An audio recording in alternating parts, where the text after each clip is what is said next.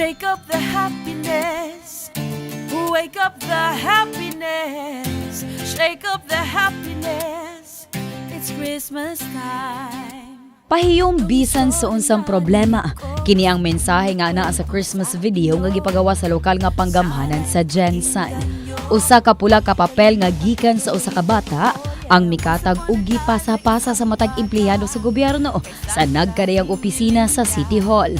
Tungod sa maong papel, ang mga nagkaproblemang empleyado ang nahimong maayo ang mood ug mipahiyom.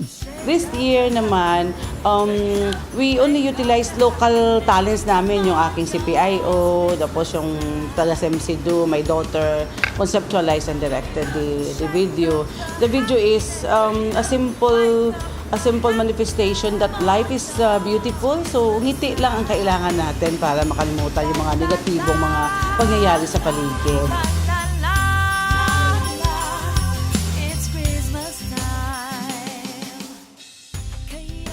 Ana usab sa maong video ang mismong mayor sa dakbayan sa Jensan nga si Mayor Ronel Rivera kung diin bisan siya ang mipahiyom.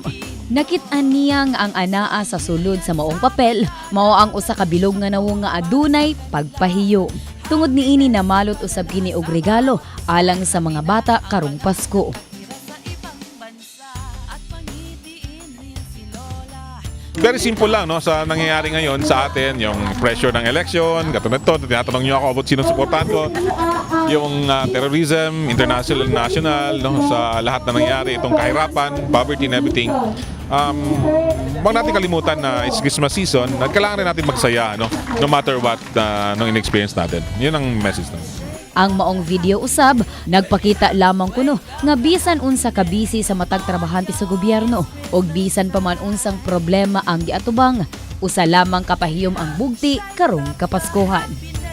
Abi Lorenzo, Brigado News.